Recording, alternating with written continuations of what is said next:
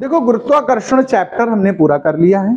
अब इसके लिए कुछ सूत्र एक साथ में लिख दे रहा हूं समरी टाइप से, आप उनको नोट करके लर्न कर लीजिए, फिर न्यूमेरिकल करिएगा तो आपको अच्छा लगेगा।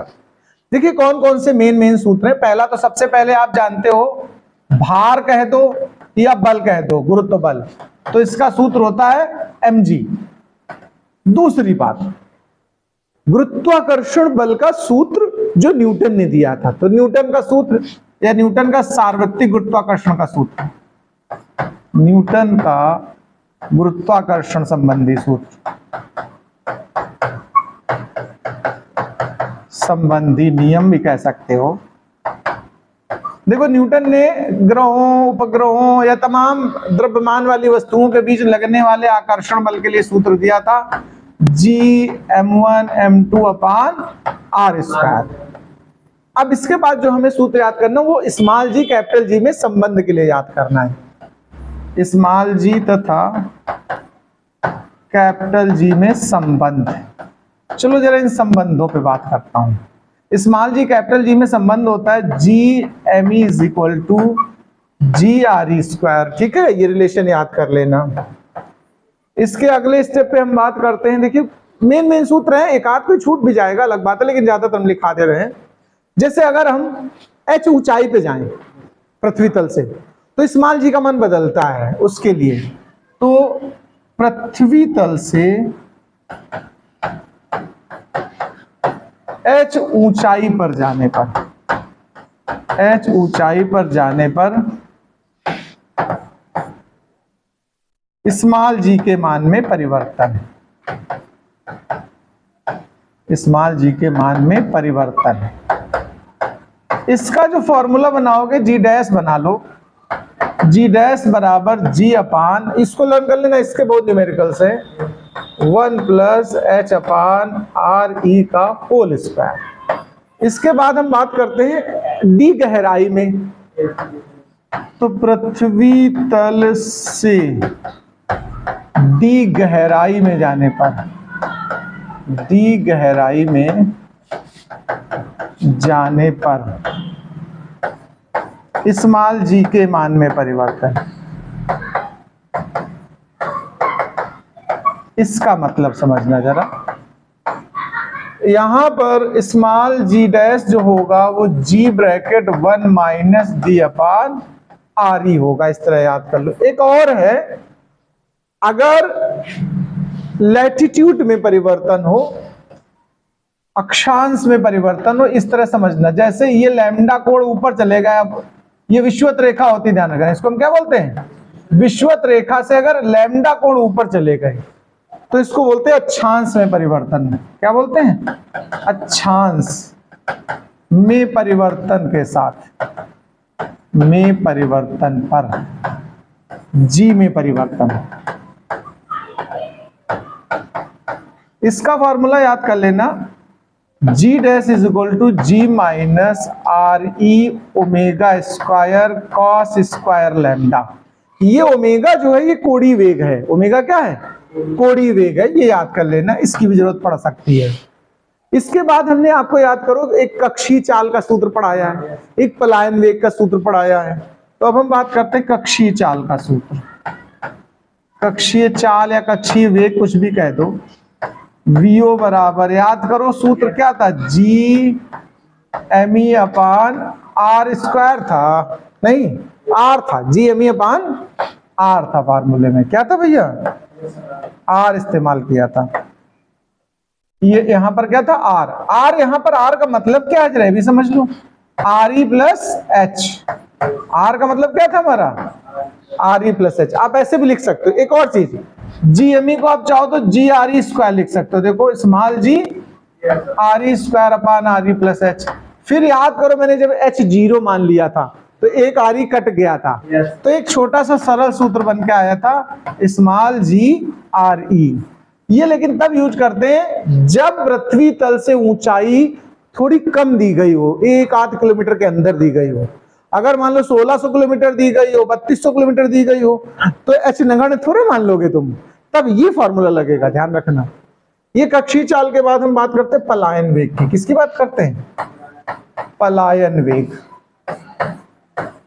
पलायन वेग का जो सूत्र होता है ध्यान रख लो, वो V is equal to under root 2GME upon RE होता है। और GME को जब GRE स्क्वायर लिख देते हो तो सिर्फ बचता है अंडर रूट 2GRE। क्या बचता है? ये पलायन वेग का फॉर्मूला बन जाएगा। एक हमने आपको आवर्तकाल के लिए बताया था, याद है कुछ? आवर्तकाल समय के लिए, T के लिए सूत्र पढ़ाया था। आप अगर भूल भी जाओ तो सीधा 2πr करो और कक्षीय चाल से भाग दे दो। भाई समय बराबर दूरी बटे चाल होता है। कक्षीय चाल हमने देखो अभी इस्तेमाल की है।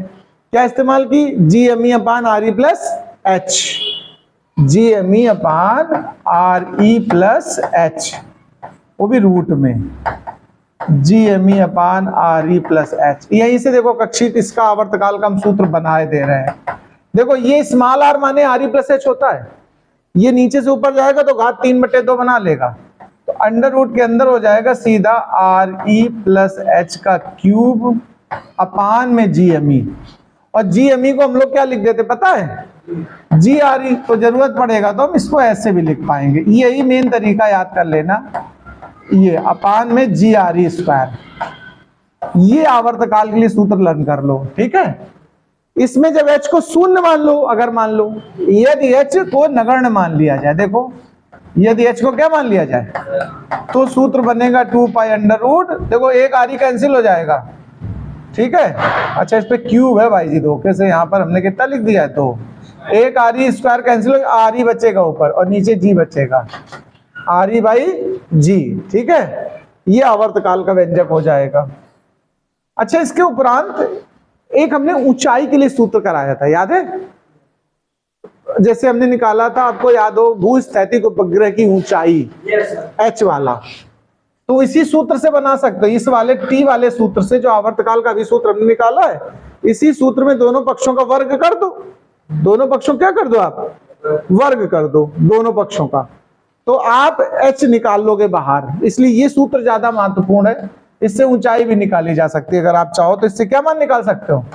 ऊंचाई का मान। इसमें स्क्वायर करके हमने सिंप्लीफाई किया था, तो देखो h के लिए सूत्र बनेगा क्या, मैं यहां से निकाल देता हूं। तो h जो बनेगा वो बनेगा t square GRE square upon 4π square, ध्यान देना, और क्यूब रूट लेोगे तो ऊपर आ जाएगी घात 1/3 माइनस में RE। ये ऊंचाई ज्ञात करने का सूत्र है, उपग्रह की ऊंचाई। इसको हम क्या नाम दे दें? उपग्रह की ऊंचाई, 10वां नंबर, उपग्रह की ऊंचाई पृथ्वी तल से अगर निकालना है तुम्हें। अच्छा इसके बाद स्थितिज ऊर्जा की भी याद कर लो। स्थितिज ऊर्जा अगर पृथ्वी तल पे निकालनी, U बराबर माइनस GMEM अपान RE, ये व्यंजक इस्तेमाल होगा। इसके उपरांत एक और सूत्र मैंने प्रयोग किया था वहां पर, किस चीज के लिए बता दें हम तुम्हें? ऊंचाई ऊर्जा तो हो गई, और कोई याद करो अभी तो। जैसे कक्षीय चाल का भी याद कर लो, अभी केपलर नियम पढ़ाया है कक्षीय चाल, तो उसको हमने कहा था dA by dt is equal to J/2m बराबर नियतांक। J यहाँ पर ध्यान रखना हमारा क्या है? एंगुलर मोमेंटम, यानी कि कोणीय संवेग। एक देखो केपलर का तीसरा नियम था, केपलर का तीसरा नियम अभी सीखा, तीसरा नियम, ये t square is equal to KR cube. मुझे नहीं लगता कुछ छूट रहा है। हाँ, गुरुत्वीय क्षेत्र की तीव्रता और विभव, और एक पॉइंट रह गया, देखो गुरुत्वीय क्षेत्र की तीव्रता, गुरुत्वीय क्षेत्र की तीव्रता का व्यंजक याद कर लो। IG लिखते हैं हम लोग, F अपान या तो M कह दो या GME बाई RE स्क्वायर, ये बनेगा व्यंजक। ऐसे गुरुत्वीय विभव, गुरुत्वीय विभव। अब जरा इस पे बात करते हैं। अगर हम गुरुत्वीय विभव की बात करेंगे तो VG लिखेंगे, वो होता है W/m या फिर माइनस का GME बाई RE। ये सब चीजें तुम्हारे लिए उपयोगी हैं, नोट कर लीजिए।